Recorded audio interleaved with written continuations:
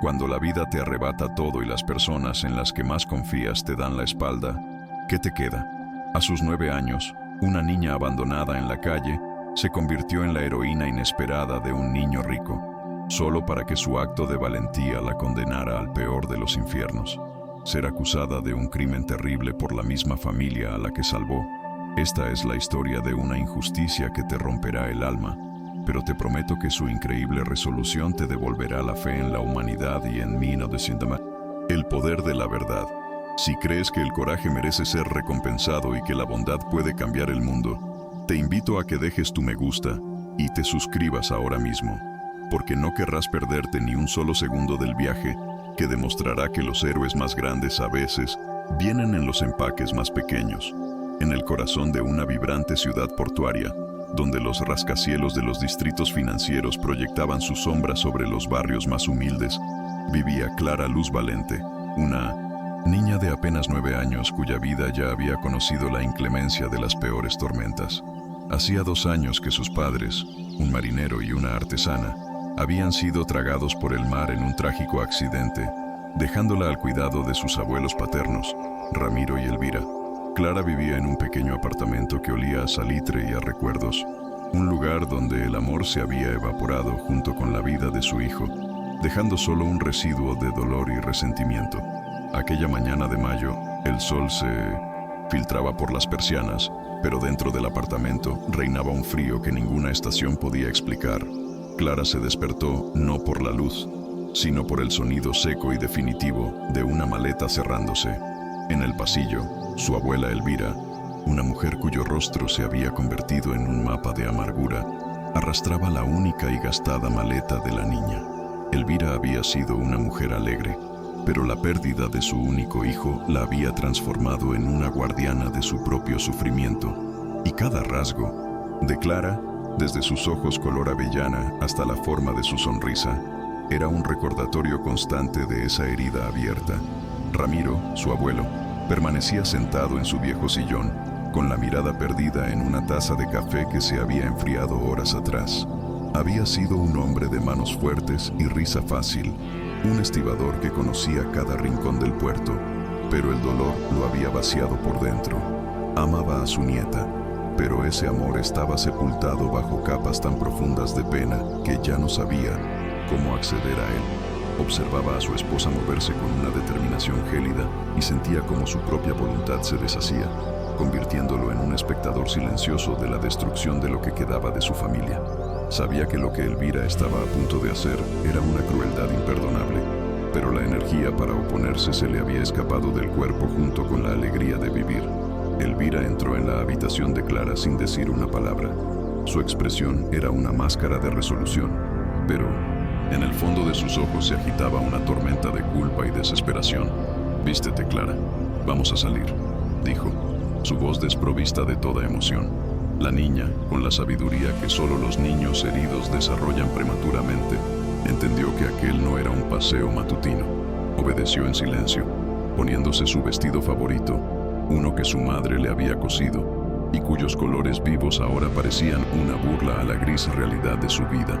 En la maleta, su abuela había empacado toda su existencia, unas pocas prendas, un par de libros y una pequeña muñeca de trapo, el último regalo de sus padres. El viaje en el viejo automóvil de la familia fue un abismo de silencio. Clara miraba por la ventana cómo los edificios familiares de su barrio se desvanecían, sintiendo que cada metro que avanzaban la arrancaba de raíz del único mundo que conocía. Elvira conducía con los nudillos blancos por la tensión en el volante, mientras Ramiro miraba fijamente hacia adelante, como si temiera que un solo vistazo a su nieta en el espejo retrovisor lo haría añicos. Se detuvieron en el centro de la ciudad, en una plaza bulliciosa rodeada de imponentes edificios de oficinas y tiendas de lujo. Era un mundo completamente ajeno a Clara, un lugar de movimiento y opulencia que hacía que su pequeña figura se sintiera aún más insignificante. Elvira sacó la maleta y la colocó en la acera junto a la niña. Se arrodilló, y por un instante su máscara pareció resquebrajarse. «Eres una niña lista, Clara. Sabrás cuidarte», susurró, las palabras sonando huecas, como un intento desesperado de convencerse a sí misma. Le entregó un pequeño sobre con algo de dinero. Esto te ayudará por unos días. Sé buena y reza. Clara tomó el sobre, sus pequeños dedos apenas rozando los de su abuela. En su mente infantil, aún se aferraba a la idea de que todo era un malentendido, una prueba extraña que pronto terminaría. ¿Cuándo volverán por mí?, preguntó con un hilo de voz, pero Elvira ya se había puesto de pie, dándole la espalda y caminando rápidamente hacia el coche. Ramiro bajó la ventanilla y sus ojos se encontraron con los de Clara. En esa mirada, la niña vio un océano de lágrimas contenidas y un dolor tan profundo que entendió la verdad sin necesidad de palabras. Esta era una despedida final. El coche se alejó, mezclándose con el tráfico, dejando a Clara completamente sola en medio de la indiferencia de la gran ciudad, con su maleta como única ancla en un mundo que se había vuelto vasto y aterrador. Durante más de una hora, Clara permaneció inmóvil, esperando un regreso que sabía que no ocurriría. La gente pasaba a su lado, envuelta en sus propias vidas, sin reparar en la pequeña figura abandonada en la acera. Cuando el hambre y el frío comenzaron a calar en sus huesos, una nueva sensación se apoderó de ella, una determinación fría y dura como el acero. No iba a llorar, no iba a dejarse vencer. Si el mundo la había abandonado, ella aprendería a caminar sola. La primera noche fue una lección brutal sobre la supervivencia. Encontró refugio en el hueco de la entrada de una tienda cerrada, usando su maleta como almohada y abrazando su muñeca como si contuviera el último vestigio de calor en el universo. Los sonidos de la noche eran monstruos invisibles, sirenas lejanas, risas estridentes, el rugido de los motores. El hambre era un nudo doloroso en su estómago. Gastó una parte del dinero en pan y agua, pero fue apenas suficiente para acallar los quejidos de su cuerpo. Lloró, en silencio, no solo por miedo, sino por una soledad tan absoluta que parecía tener peso físico, aplastándola contra el duro suelo. Fue en esa oscuridad, sin embargo, donde una pequeña luz se encendió dentro de ella. Recordó las historias que su padre le contaba sobre el mar, sobre cómo hasta la noche más oscura siempre da paso al amanecer. Decidió que no sería una víctima, sobreviviría, honraría la memoria de sus padres siendo fuerte. Con el primer rayo de sol, se levantó, adolorida pero con una resolución inquebrantable en sus ojos. Durante horas, caminó sin rumbo por el distrito financiero, observando la opulencia que la rodeaba. Fue entonces cuando sus ojos se posaron en el Hotel Miramar, un majestuoso edificio de cristal y acero que se alzaba como un faro de lujo frente al mar. Su nombre, Miramar, le recordó a su padre y a sus historias. Sintió que era una señal. La disparidad entre su propia miseria y la grandeza del hotel era casi cómica, pero en lugar de intimidarla, despertó en ella una audacia nacida de la desesperación. Si había un lugar en el mundo donde la esperanza pudiera existir, tenía que estar allí. Con un coraje que no sabía que poseía, Clara tomó su maleta y caminó hacia la imponente entrada giratoria. El vestíbulo era un mundo de mármol pulido, alfombras persas y lámparas de araña que brillaban como constelaciones.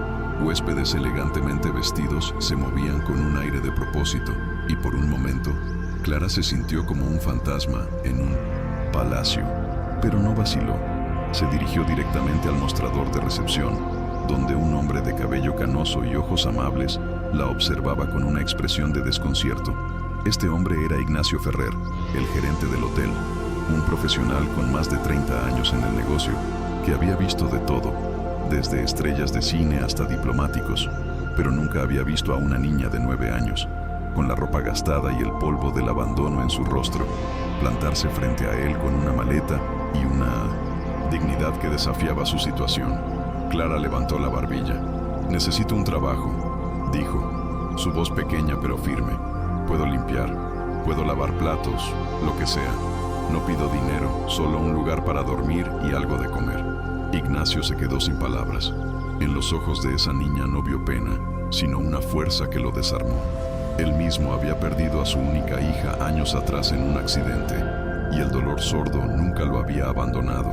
En la mirada decidida de Clara, vio un eco de la tenacidad de su propia hija y sintió una punzada de conexión tan profunda que lo tomó por sorpresa. Sabía que la historia de la niña era mucho más complicada de lo que aparentaba, pero decidió no indagar. Vio una oportunidad, no para el hotel, sino para su propia alma herida, de hacer algo bueno, algo que importara. «Espera aquí», le dijo con una voz suave, indicándole una silla de cuero en el vestíbulo. Mientras Clara se sentaba, con sus pequeños pies sin llegar al suelo, Ignacio fue a su oficina y hizo una llamada. Tras una tensa conversación con el dueño del hotel, un hombre pragmático pero no insensible, consiguió un permiso extraoficial. Clara podría ayudar con tareas menores, fuera de la vista de los huéspedes más exigentes, a cambio de comida y un techo. Le asignaron una pequeña habitación en el sótano, un antiguo almacén que el personal de mantenimiento acondicionó rápidamente con una cama, una lámpara y un pequeño armario. Para Clara, que la noche anterior había dormido en la calle, ese humilde cuarto se sentía como la suite más lujosa del mundo. Por primera vez en días, se permitió llorar, pero esta vez eran lágrimas de alivio. Había encontrado un puerto seguro en medio de su tormenta. La rutina de Clara en el Hotel Miramar comenzó al día siguiente, antes del amanecer. Ignacio se convirtió en su protector y mentor silencioso. Le enseñó a limpiar las áreas comunes, a pulir los metales hasta que brillaran, a organizar los suministros. Clara realizaba cada tarea con una meticulosidad y una concentración que impresionaban a todo el personal. El trabajo se convirtió en su refugio, una forma de mantener su mente ocupada y alejada de los fantasmas de su abandono. El equipo del hotel, al principio cauteloso, pronto llegó a aceptarla, conmovidos por su ética de trabajo y su espíritu silencioso pero indomable. Sin embargo, su nueva vida no estuvo exenta de crueldad. Un día, mientras limpiaba una de las suites más caras, la ocupante, una mujer adinerada llamada señora de la Fuente, regresó inesperadamente. Al ver a Clara de rodillas fregando el suelo del baño, la mujer reaccionó con un desprecio gélido. «¿Qué hace esta niña sucia aquí? Es inaceptable que un hotel de esta categoría use mano de obra infantil. Apúrate y lárgate de mi vista. No quiero que tu pobreza contamine mi suite». Las palabras, afiladas como cristales rotos, hirieron a Clara profundamente. Terminó su trabajo en silencio, con lágrimas silenciosas rodando por sus mejillas. Cuando salió de la habitación, Ignacio la esperaba en el pasillo. Había escuchado todo. Su rostro mostraba una mezcla de furia y tristeza. Le puso una mano en el hombro y le dijo: «No todas las personas son así, Clara. La riqueza a menudo ciega a la gente ante el verdadero valor de una persona. Tú tienes más valor en tu dedo meñique que esa mujer en todo su cuerpo enjollado». Esas palabras fueron un bálsamo para su alma herida. Por primera vez desde que sus abuelos la habían dejado, sintió que alguien la veía, no como una carga o un problema, sino como un ser humano. La relación con Ignacio se profundizó, convirtiéndose en el ancla emocional que la mantenía a flote. Él le enseñó a usar la computadora de la recepción, a manejar inventarios sencillos y, lo más importante, a tratar con la gente, tanto con los amables como con los crueles, con la misma dignidad tranquila. Las semanas se convirtieron en meses, y Clara se convirtió en una presencia invisible pero esencial en el hotel. Su capacidad de observación, afinada por la necesidad de sobrevivir en la calle, se convirtió en su superpoder. Notaba los pequeños detalles, el huésped que pedía siempre el mismo té porque le recordaba a su hogar, la mujer de negocios que miraba con nostalgia las fotos de sus hijos, el anciano que luchaba por abrocharse los zapatos, sin que nadie se lo pidiera, realizaba pequeños actos de bondad, dejaba una flor en una habitación, ayudaba a llevar una maleta pesada, ofrecía una sonrisa en el momento justo. Se estaba haciendo un lugar en el mundo, no con grandes hazañas, sino con la moneda silenciosa de la empatía. Fue una tarde de martes, 3 meses después de su llegada, cuando el destino volvió a mover sus piezas. Clara estaba en el vestíbulo, puliendo una barandilla de latón, cuando escuchó una risa que rompió la atmósfera serena y controlada del hotel. Era la risa pura y despreocupada de un niño. En todo su tiempo allí, los niños que había visto eran figuras silenciosas y bien educadas, pequeños, adultos en miniatura. Esta risa era diferente. Era una explosión de alegría salvaje. En el centro del vestíbulo, un niño de unos 6 años jugaba con un dron de alta tecnología, haciéndolo zumbar y girar entre los muebles caros. El niño, Julián Montesinos, era la personificación del privilegio. ropa de diseñador, zapatos impecables y un aire de confianza que solo tienen aquellos que nunca han conocido una negativa. Su cabello oscuro y sus ojos brillantes de inteligencia captaban la atención de todos. Clara se quedó paralizada, observándolo. Ver a ese niño jugar despertó en ella una mezcla dolorosa de nostalgia y anhelo. Le recordó la infancia que le habían robado, la libertad de ser simplemente una niña, pero también la pureza de esa alegría la conmovió, como un recordatorio de que la felicidad todavía existía en el mundo, aunque fuera en la vida de otros. Julián, al notar su mirada, se acercó a ella con la franqueza de un niño que no conoce barreras sociales. «Hola, ¿quieres ver? Mi papá me lo compró. Es el mejor del mundo», dijo, mostrándole el complejo control remoto. Le explicó que su padre, Ricardo Montesinos, un empresario increíblemente rico y poderoso, estaba en una reunión interminable en el último piso y que su niñera se había tenido que ir por una emergencia. Estaba solo y aburrido. Por un instante, Clara se olvidó de quién era. Julián le ofreció el control y por unos minutos, ella también fue una niña, dirigiendo el dron por el vestíbulo, sonriendo con una genuinidad que no había sentido en meses. Pero la magia se rompió cuando Julián anunció que quería volar el dron afuera, donde había más espacio. Clara sintió una punzada de inquietud. «No creo que debas salir solo», dijo suavemente. Pero Julián, acostumbrado a hacer siempre su voluntad, la ignoró y se dirigió a las puertas giratorias. Impulsada por un instinto protector que no podía explicar, Clara lo siguió, manteniéndose a una distancia prudente. Afuera, en la amplia acera frente al hotel, Julián comenzó a hacer volar su dron más alto, riendo a carcajadas mientras el pequeño aparato se elevaba hacia el cielo azul. Clara lo observaba desde la entrada, su mente registrando automáticamente su entorno, un hábito forjado en la calle.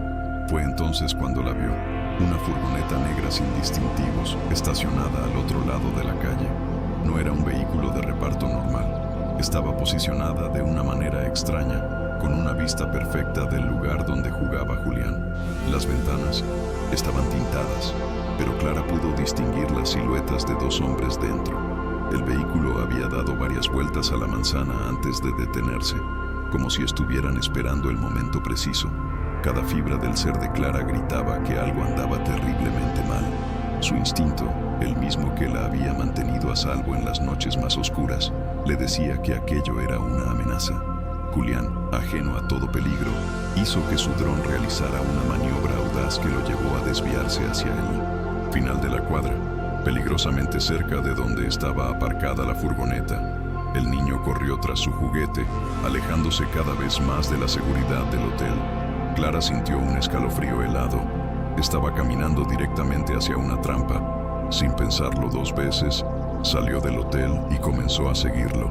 Usando su pequeño tamaño y su habilidad para moverse sin ser vista, se acercó sigilosamente a la parte trasera de la furgoneta. Se agachó detrás de un macetero de hormigón, posicionándose donde podía escuchar sin ser detectada. Lo que oyó a continuación le heló la sangre en las venas. «Es él, el hijo de Montesinos», dijo una voz grave y rasposa desde dentro de la furgoneta. «Llevamos semanas siguiéndolo. La niñera se fue. Está solo. Es la oportunidad perfecta. La recompensa será millonaria», respondió una segunda voz, más aguda y nerviosa. «El plan es sencillo.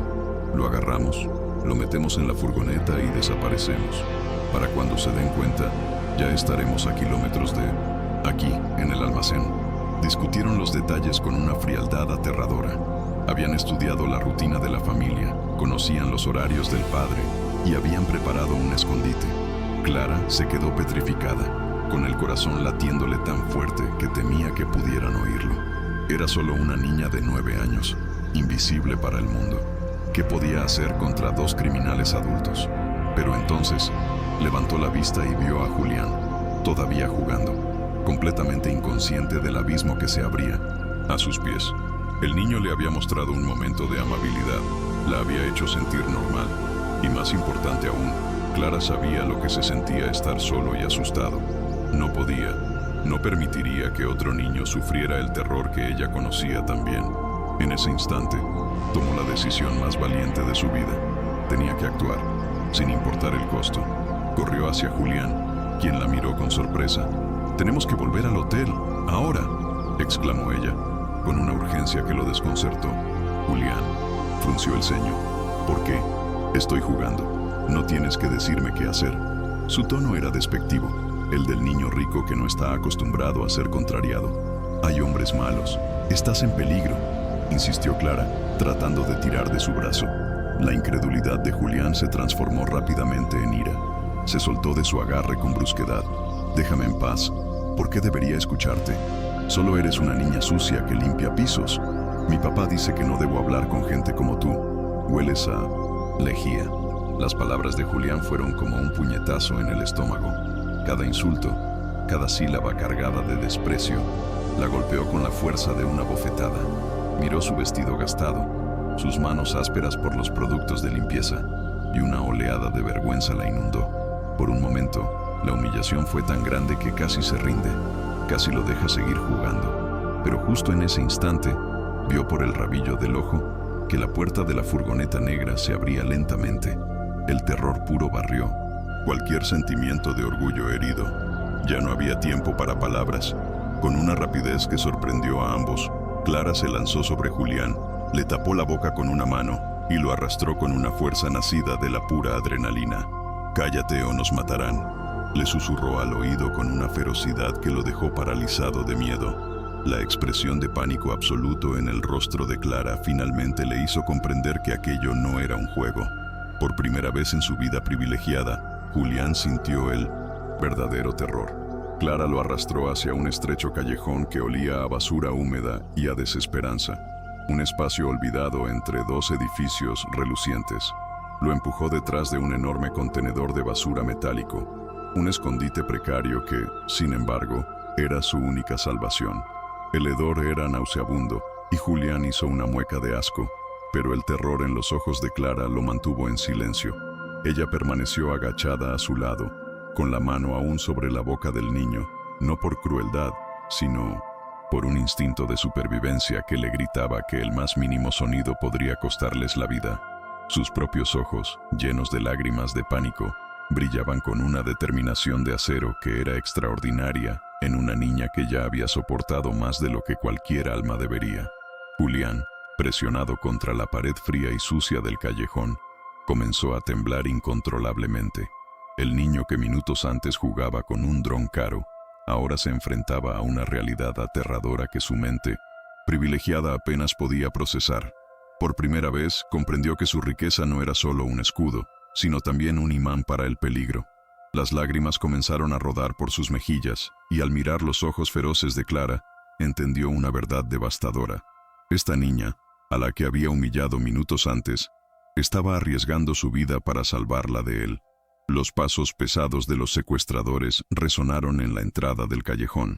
Las sombras de dos hombres se proyectaron en la pared opuesta. «¡Maldita sea! ¿A dónde se fue?», gruñó la voz rasposa. «No pudo haber ido lejos. Es solo un crío. Revisa por aquí. Yo iré por el otro lado. Tenemos que encontrarlo antes de que vuelva al hotel y alerte a seguridad». El corazón de Clara martilleaba contra sus costillas. Sintió como Julián se tensaba a su lado, a punto de emitir un sollozo de puro terror. Con su mano libre, ella le apretó suavemente el brazo, un gesto instintivo de consuelo, una comunicación silenciosa que decía: «Estoy aquí, no estás solo». En ese momento de terror compartido, las barreras entre ellos se disolvieron. Él ya no era el niño rico, y ella la niña pobre. Eran solo dos niños asustados, unidos contra la oscuridad del mundo. Las botas de uno de los hombres pasaron a centímetros de su escondite. Clara contuvo la respiración, segura de que su corazón delator los expondría. Pareció una eternidad, pero finalmente los pasos se alejaron. «No está aquí. Debe haber vuelto por otro camino. Vamos, regresemos a la furgoneta antes de que alguien nos vea», gritó una de las voces, ahora más distante. Cuando el sonido de sus pasos se desvaneció, Clara esperó un minuto más, con cada sentido alerta. Luego, lentamente, retiró la mano de la boca de Julián. El niño rompió en sollozos silenciosos, pero esta vez sus lágrimas no eran de arrogancia herida, sino de una gratitud y un miedo abrumadores. Tenía miedo. Susurró. Gracias. Siento mucho lo que te dije. Fui muy malo contigo. Sus disculpas, entrecortadas, estaban cargadas de una sinceridad que conmovió a Clara. En sus ojos, ya no vio al niño mimado, sino a un alma asustada que necesitaba su protección. Clara asintió, su propio miedo aún palpable. Tenemos que salir de aquí, dijo con una calma que no sentía. Conozco un camino. Entraremos al hotel por la puerta de servicio. Ellos no la estarán vigilando.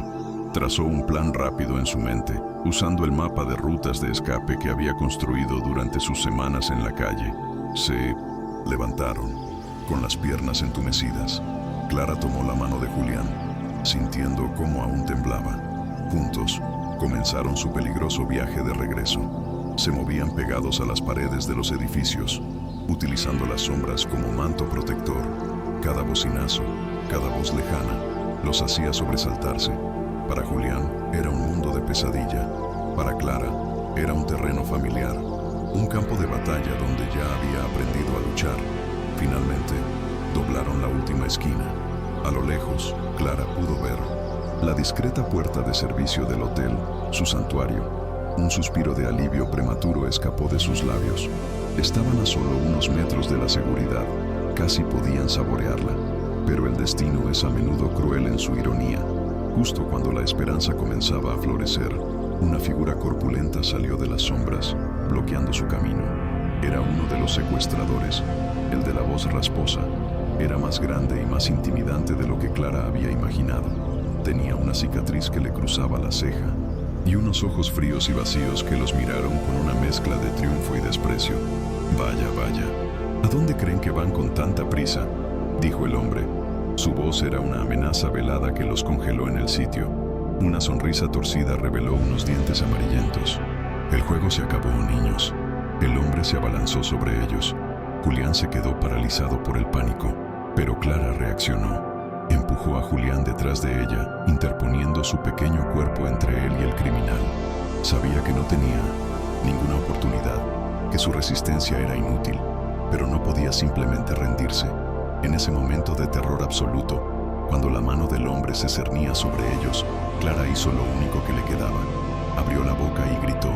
No fue un grito normal, fue un alarido que surgió desde lo más profundo de su ser, un sonido cargado con todo el abandono, el miedo y la desesperación que había acumulado en su corta vida. Un grito de pura furia protectora, un lamento que rasgó el aire de la tarde y resonó por toda la calle, llegando hasta el vestíbulo del Hotel Miramar. Ignacio Ferrer, que ya estaba preocupado por la prolongada ausencia de los niños, escuchó ese grito. Un instinto paternal que creía enterrado con su hija se despertó violentamente. No lo pensó.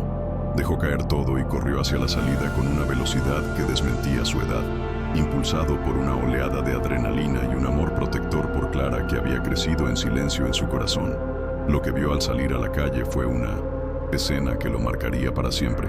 El secuestrador tenía a Julián firmemente agarrado por el brazo, mientras el niño lloraba y luchaba inútilmente. Y allí, de pie frente al criminal, estaba Clara, con sus pequeños puños cerrados, desafiando a un monstruo que la doblaba en tamaño. La valentía de esa niña de 9 años, protegiendo al mismo niño que la había despreciado, era un acto de heroísmo tan puro que trascendía toda lógica. «Suéltalos», gritó Ignacio, su voz resonando con una autoridad inesperada. La policía ya viene en camino. Era una mentira desesperada, pero era la única arma que tenía. El secuestrador se rió, una risa desagradable y cruel. «Quítate de en medio, viejo, si no quieres salir lastimado». Pero Ignacio no retrocedió. Impulsado por el recuerdo de la hija que no pudo proteger, se lanzó sobre el criminal, tratando de liberar a Julián. Lo que siguió fue una lucha breve y brutal. Ignacio no era un luchador, era un gerente de hotel de mediana edad. El secuestrador, más joven y fuerte, lo dominó fácilmente. Sin embargo, la intervención de Ignacio creó el caos y la distracción que Clara necesitaba. Mientras los dos hombres forcejeaban, Clara empujó a Julián. «Corre al hotel, pide ayuda», le gritó. En el clímax de la pelea, el secuestrador, frustrado, empujó a Ignacio con una fuerza salvaje. El gerente del hotel perdió el equilibrio y cayó hacia atrás. su cabeza golpeando el pavimento de concreto con un ruido sordo y espantoso. Un sonido que Clara nunca olvidaría, el sonido de un sacrificio. Ignacio quedó inmóvil en el suelo, un hilo de sangre comenzando a manar de su cabeza. La conmoción finalmente atrajo la atención de los guardias de seguridad del hotel, quienes salieron corriendo. Al verlos, el segundo secuestrador, que esperaba en la furgoneta, arrancó y huyó, abandonando a su cómplice. Los guardias lograron reducir al hombre que sostenía a Julián justo cuando las sirenas de la policía y la ambulancia comenzaban a oírse a lo lejos. La calle tranquila se llenó de luces intermitentes y del caos organizado de una emergencia. Los paramédicos trabajaron frenéticamente sobre Ignacio, cuya condición era crítica.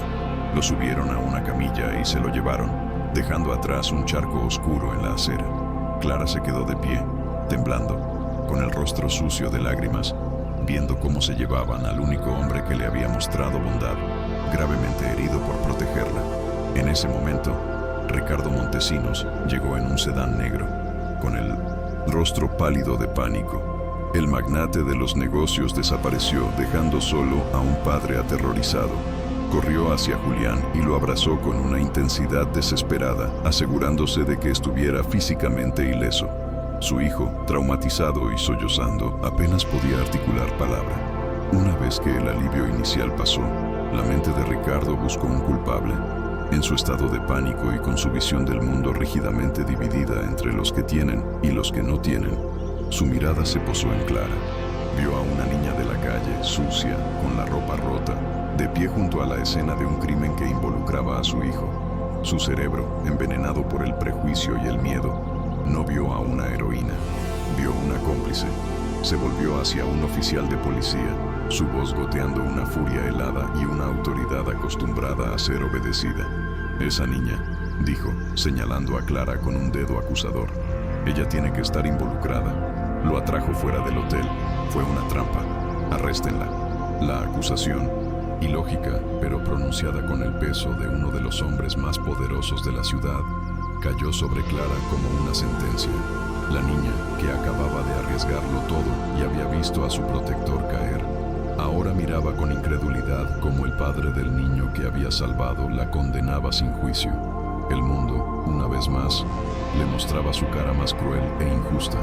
La palabra de un hombre como Ricardo Montesinos era un martillo que moldeaba la realidad a su antojo. Para la policía, abrumada por la presión mediática y la influencia del magnate, la acusación era suficiente. Clara fue llevada a una comisaría, sus pequeñas muñecas perdidas en las esposas que, por protocolo, tuvieron que ponerle. El mundo se había convertido en un torbellino de luces parpadeantes, voces autoritarias y una confusión tan profunda que adormecía el dolor. No lloró, estaba más allá de las lágrimas, en un estado de shock donde la injusticia era tan grande, tan absurda, que no parecía real. Fue trasladada a un centro de detención juvenil temporal, un edificio gris de pasillos largos que olían a desinfectante y a tristeza. La encerraron en una habitación con barrotes en la ventana, una cama con sábanas ásperas y paredes que habían absorbido las penas de cientos de niños antes que ella. Sus compañeras eran adolescentes endurecidas por la vida, chicas que habían cometido crímenes reales y que la miraban con una mezcla de curiosidad y desdén. Clara, la heroína que había enfrentado a secuestradores, ahora era vista como una criminal, pagando por su acto de valentía con la pérdida de su libertad. Las noches eran las peores, cuando el silencio del centro era interrumpido por sollozos ahogados y el eco de sus propios pensamientos, que giraban sin cesar en torno a una pregunta sin respuesta. ¿Por qué? Mientras tanto, Ricardo Montesinos desató todo el poder de su fortuna. Consumido por una mezcla de pánico paternal y un prejuicio de clase tan arraigado que era invisible para él, se convenció por completo de la culpabilidad de Clara. Contrató a un equipo de los abogados más caros y despiadados de la ciudad, quienes, generosamente pagados, comenzaron a construir una narrativa que transformaba a una niña valiente en una delincuente astuta. La historia que presentaron al fiscal era que Clara era una exploradora para una red criminal, que había usado su acceso al hotel para identificar a Julián como un objetivo ganándose su confianza para atraerlo a la trampa. Era una ficción monstruosa, pero estaba respaldada por el peso del dinero y la influencia. A Clara le asignaron un defensor de oficio, un joven abogado llamado David Soler. David era un hombre idealista, pero estaba sobrecargado de trabajo y carecía de los recursos para luchar contra el Goliat legal que representaba Montesinos. Cuando conoció a Clara y escuchó su historia, contada con una honestidad desgarradora, supo de inmediato que la niña era inocente. Su corazón se llenó de una furia justa, pero su mente reconoció la batalla casi imposible que tenía por delante. La única persona que podría corroborar la historia de Clara, Ignacio Ferrer, yacía en una cama de hospital, en un coma inducido por la gravedad de su lesión cerebral. Los médicos no sabían si despertaría, y mucho menos si podría recordar algo. Clara estaba sola. En la lujosa mansión de los Montesinos, Julián vivía su propia pesadilla. Estaba a salvo físicamente, rodeado de juguetes y comodidades, pero su mente estaba atrapada en el callejón oscuro. Tenía pesadillas recurrentes, no solo con los hombres malos, sino con su propia crueldad. Las palabras que le había dicho a Clara, niña sucia que limpia pisos, resonaban en sus oídos, llenándolo de una culpa insoportable. Sabía la verdad, sabía que Clara lo había salvado. Intentó decírselo a su padre en múltiples ocasiones. Papá, te equivocas, Clara es buena, ella me protegió, le suplicaba con lágrimas en los ojos, pero Ricardo, en su ceguera autoimpuesta, interpretaba las palabras de su hijo como una manifestación del trauma. Está confundido, les decía a los psicólogos. Esa niña lo manipuló, se ganó su confianza. Es un síndrome, una reacción al secuestro. Cada intento de Julián por defender a su salvadora era desestimado, torcido hasta encajar en la falsa narrativa de su padre. El niño se sentía cada vez más impotente, atrapado en una jaula de oro, obligado a observar en silencio cómo castigaban a la persona a la que le debía la vida. El día del juicio llegó con un cielo gris que reflejaba el sombrío panorama. La sala del tribunal estaba repleta de periodistas y curiosos, todos atraídos por el morboso espectáculo de una niña indigente siendo juzgada por un crimen contra una de las familias más ricas del estado. Clara fue conducida al banquillo de los acusados, vestida con un sencillo vestido que le habían proporcionado, una figura diminuta y frágil en medio de la imponente maquinaria de la justicia. El fiscal, un hombre ambicioso que veía el caso como un trampolín para su carrera, presentó la versión de los hechos elaborada por los abogados de Montesinos. Pintó a Clara como una niña de la calle endurecida, una pieza clave en un plan siniestro. Usó su abandono, su vida en el hotel, su misma supervivencia, como pruebas circunstanciales de su mala índole. Cuando llegó el turno de Clara para testificar, caminó hacia el estrado con una dignidad que silenció la sala. David le había dicho que simplemente contara la verdad, y eso hizo. Con una voz pequeña pero clara, relató todo lo que había sucedido. El encuentro con Julián, la conversación que escuchó, su intento de advertirle, el desprecio del niño, el escondite en el callejón y el enfrentamiento final. Describió el golpe que recibió Ignacio, su grito, su miedo. Su testimonio era tan simple, tan honesto, que por un momento la verdad pareció brillar en la oscura sala. Pero entonces comenzó el contrainterrogatorio. El abogado principal de Montesinos, un hombre mayor con ojos de depredador y décadas de 1960, experiencia en demoler testigos, se levantó. No buscaba la verdad, buscaba destruirla. Señorita Valente, comenzó, su voz falsamente amable. ¿No es cierto que, al vivir en el sótano de un hotel de lujo, tenía usted un conocimiento único de las idas y venidas de los huéspedes adinerados? Yo solo limpiaba, susurró Clara. ¿Y no es cierto que usted se acercó al joven Julián, hijo de uno de los hombres más ricos de la ciudad, sin que él la llamara? Él estaba solo y me habló primero. Usted dice que escuchó un plan de secuestro desde detrás de una furgoneta. Nos pide que creamos que dos criminales experimentados discutirían su plan a gritos para que una niña pudiera oírlos. Cada pregunta era una trampa, diseñada para hacerla parecer una mentirosa o una tonta. Usted lo llevó a un callejón, ¿correcto? Un lugar aislado, lejos de las cámaras de seguridad. ¿No sería ese el lugar perfecto para entregar a un niño a sus cómplices? Tergiversó cada acto de heroísmo, convirtiéndolo en una prueba de culpabilidad. Su valentía se convirtió en astucia, su instinto protector en premeditación. Clara, sin la madurez para navegar por ese campo de minas verbal, se enredaba en sus respuestas, su confusión y miedo siendo interpretados como signos de engaño. Después de más de una hora de tortura psicológica, Clara regresó a su asiento, completamente destrozada. Las lágrimas que había contenido durante semanas finalmente rodaron por sus mejillas. Había contado la verdad, pero en esa sala, la verdad parecía no tener ningún valor. Miró a los miembros del jurado y vio en sus rostros lo que el abogado había sembrado: duda, sospecha, confusión. Supo, con la certeza helada de la desesperación, que estaba perdida. La batalla legal había terminado antes de que realmente comenzara, y la heroína de 9 años estaba a punto de ser condenada por el mismo acto que la había definido. David Soler se levantó para su alegato final, su rostro pálido de desesperación. Hizo lo que pudo, apelando a la lógica, a la falta de pruebas, a la simple humanidad de la situación. «Miren a esta niña», dijo, su voz temblando de emoción contenida. «Mírenla y pregúntense si ven a una mente criminal o a una niña aterrorizada que hizo lo correcto, solo para ser devorada por un sistema que protege a los poderosos y castiga a los vulnerables». Pero sus palabras parecían débiles, una vela parpadeante contra el huracán de acusaciones bien financiadas. Ricardo Montesinos observaba desde la primera fila, con el rostro endurecido, convencido de que se estaba haciendo justicia. A su lado, Julián se retorcía en su asiento, su pequeño cuerpo temblando de una agonía que ya no podía contener. La presión de la verdad y la culpa se había estado acumulando dentro de él, como un volcán a punto de estallar. El juez se aclaró la garganta, listo para dar las instrucciones finales al jurado para que comenzaran su deliberación.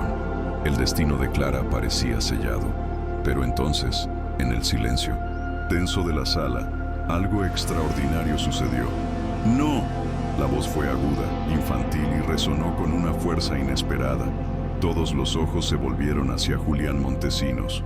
El niño de 6 años se había puesto de pie, su rostro bañado en lágrimas, pero con una determinación feroz en sus ojos. «Están todos equivocados», gritó, su voz temblando pero clara. «Ella no lo hizo. Clara me salvó la vida. Y yo sé lo que pasó de verdad». El murmullo de asombro que recorrió la sala fue ensordecedor. Ricardo intentó hacer que su hijo se sentara, pero Julián se resistió, con una fuerza de voluntad que nadie sabía que poseía. «Tengo que decirlo», le suplicó al juez. «Por favor, déjeme contar la verdad». El juez, un hombre con décadas de experiencia, miró al niño y luego a la acusada. En ese momento crucial, vio algo en la desesperación del niño que trascendía los procedimientos legales. Tras una breve y tensa deliberación con los abogados, tomó una decisión sin precedentes. El tribunal escuchará al testigo. Llevaron a Julián al estrado de los testigos. Tuvieron que colocar un cojín alto en la silla para que su cabeza apenas se asomara por encima de la madera. Su pequeña figura, en el centro de aquella vasta y solemne sala, era una imagen de una vulnerabilidad abrumadora. Sin embargo, cuando habló, su voz contenía el peso de una verdad inquebrantable, con una honestidad brutal que solo un niño puede poseer. Julián no comenzó su relato hablando de los secuestradores, sino de sí mismo. «Yo fui malo con ella», dijo mirando directamente al jurado, sus ojos verdes inundados en lágrimas. «Cuando ella trató de advertirme, yo la insulté. Le dije que era una niña sucia, que no quería que me tocara porque era pobre». La confesión cayó como una bomba en la sala. El propio Ricardo Montesinos se encogió en su asiento, como si las palabras de su hijo fueran golpes físicos. «Ella no me hizo caso», continuó Julián, su voz ganando fuerza. «Pudo haberse ido, pudo haberme dejado solo, pero no lo hizo. Vio que los hombres malos venían por mí y me salvó. Me tapó la boca para que no gritara y nos escondió en un lugar que olía muy mal, pero que era seguro. Yo estaba temblando y ella me apretó la mano para que no tuviera tanto miedo. Ella fue la que me protegió todo el tiempo». El niño describió cada detalle con una claridad cristalina: el terror en el callejón, el viaje sigiloso de regreso, el enfrentamiento con el secuestrador. Su relato pintó un cuadro completamente diferente, uno donde Clara emergía no como una cómplice, sino como una leona diminuta y feroz que había protegido a un niño que no lo merecía. Pero el momento más desgarrador llegó cuando Julián giró su cabeza y miró directamente a su padre. «Papá», dijo, y la palabra resonó con una mezcla de amor y acusación. «Te equivocaste mucho. Clara no es mala. Ella es la persona más valiente que conozco. El señor Ignacio resultó herido porque nos estaba protegiendo a los dos.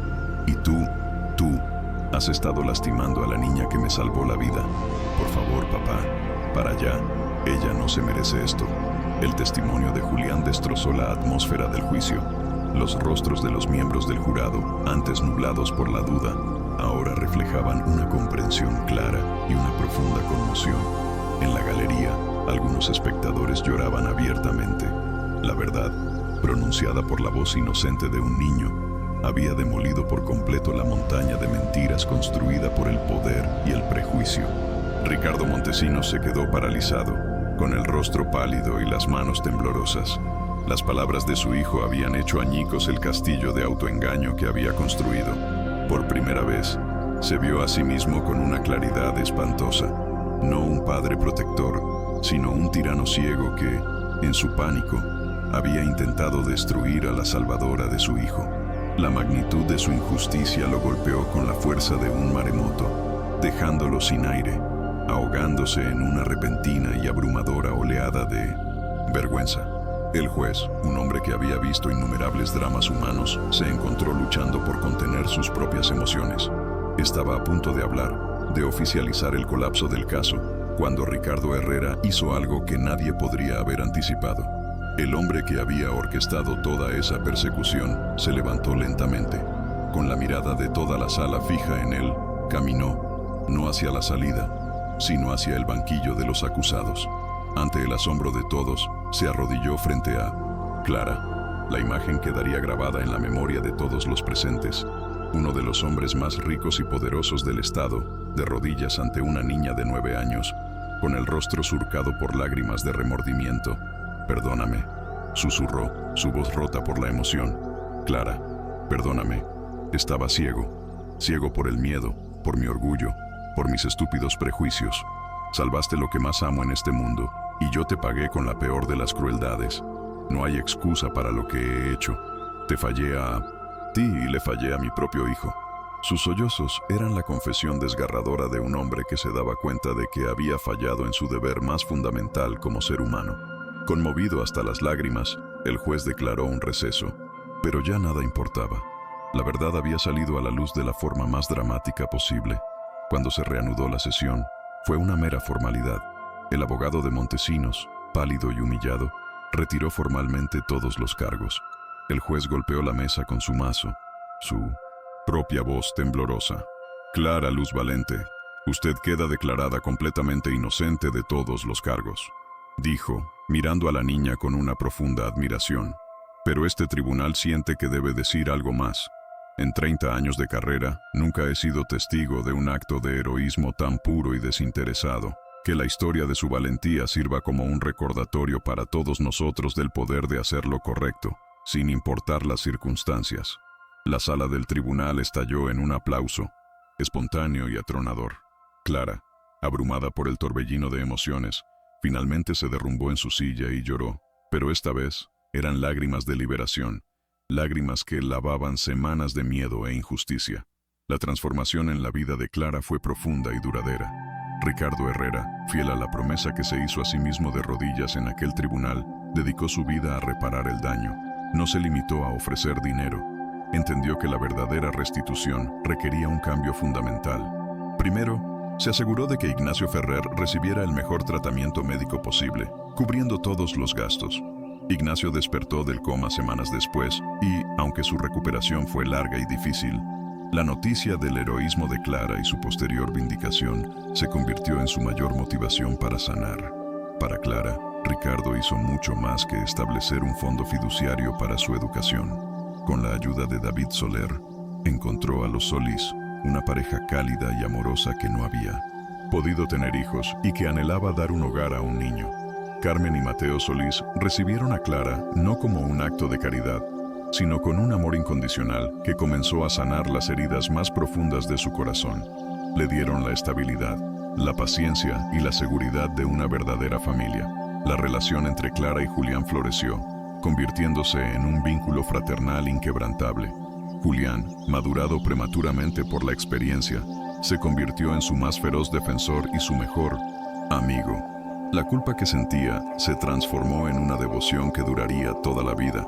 Inspirado por la historia de Clara y avergonzado por sus propios prejuicios, Ricardo fundó la Fundación Luz Valente, una organización sin fines de lucro, dedicada a ayudar a niños en situaciones de riesgo y abandono. La fundación no solo proporcionaba ayuda financiera, sino también apoyo legal, psicológico y educativo, asegurando que ninguna otra voz inocente fuera silenciada por la indiferencia o la injusticia del sistema. Un año después del juicio, se celebró una ceremonia especial en el Hotel Miramar. Ignacio, ahora caminando con la ayuda de un bastón, pero con la misma bondad en sus ojos, estaba de pie junto a un sonriente Julián. Ricardo Montesinos pronunció un discurso, pero la oradora principal fue Clara, de pie en un podio, ya no como una niña asustada, sino como una joven llena de confianza y esperanza. Habló con una sencillez que conmovió a todos. A veces, cuando todo está oscuro, una sola persona que te ve, que cree en ti, puede cambiarlo todo, dijo. El señor Ignacio me vio, Julián me vio, y ahora, gracias a mi nueva familia y a todos ustedes, yo también puedo ver un futuro brillante. Mi esperanza es que todos podamos ser esa persona para alguien más. Su historia se convirtió en una leyenda en la ciudad, un símbolo de que los verdaderos héroes no llevan capas, sino que a veces visten ropas gastadas y tienen corazones inquebrantables. Era un recordatorio de que la redención es posible, que la bondad puede florecer en los lugares más inesperados y que un solo acto de valor, nacido en el corazón de una niña de 9 años, puede cambiar el destino no solo de una vida, sino de todos los que la rodean, iluminando el mundo con una luz que ninguna oscuridad puede apagar jamás. La increíble historia de Clara nos demuestra que la verdadera fortaleza reside en el corazón y que un acto de bondad puede sanar las heridas más profundas. Ahora quiero saber de ti. ¿Qué fue lo que más te impactó de este relato? ¿La valentía inquebrantable de Clara, la terrible injusticia que sufrió o la poderosa redención de Ricardo? Comparte tu opinión en los comentarios. Me encantará leer cómo esta historia te ha conmovido. Para no perderte más contenidos transformadores que tocan el alma, asegúrate de suscribirte al canal y activar todas las notificaciones. Y no te vayas, porque justo aquí en la pantalla te está esperando nuestra próxima historia, que sé que te fascinará. Un fuerte abrazo y hasta pronto.